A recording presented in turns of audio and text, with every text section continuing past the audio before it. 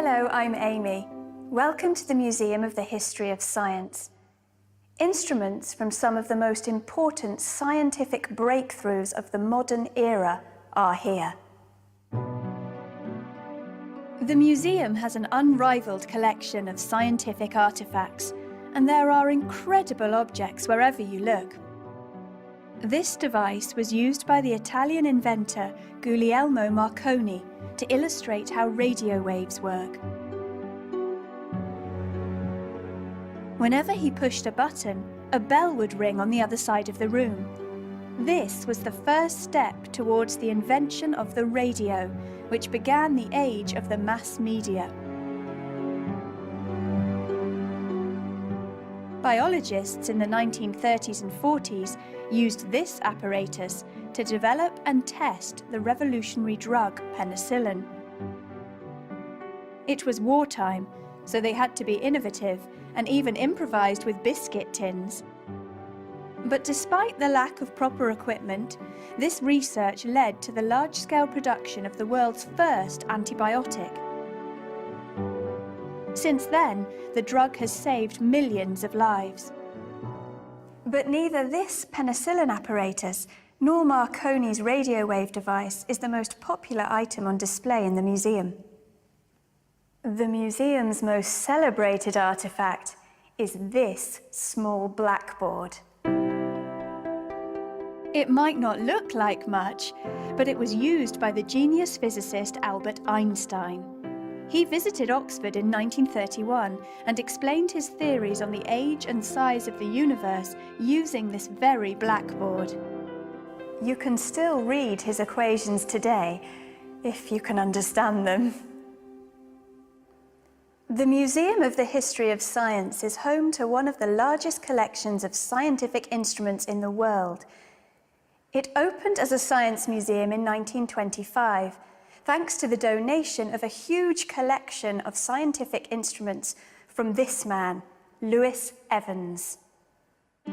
Evans was a paper manufacturer, but always had a keen interest in science, even as a child. He didn't do well at school, and contemporaries reported that he could not spell, but liked blowing himself up with chemicals. As an adult, he travelled around the world, collecting artifacts from the worlds of mathematics, astronomy, and navigation. He was particularly famous for his outstanding collection of astrolabes.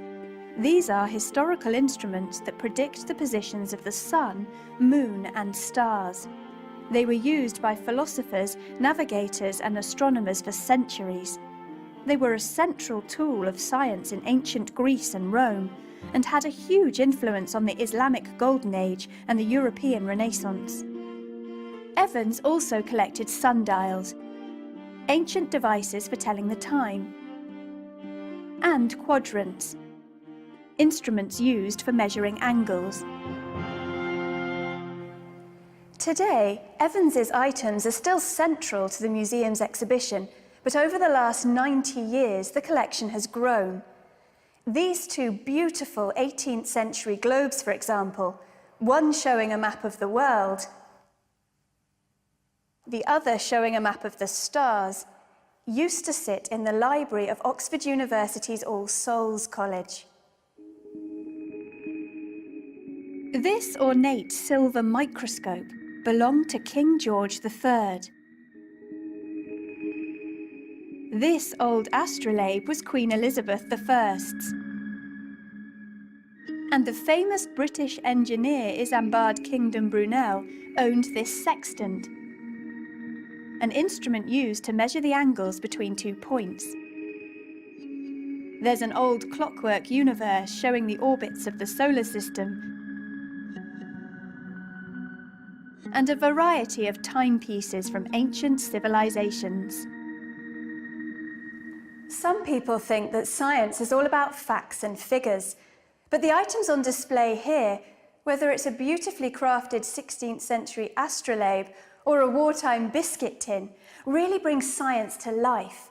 It's a wonderful combination of science and history, and thanks to the passion of people like Louis Evans, visitors can enjoy these fascinating objects for generations to come.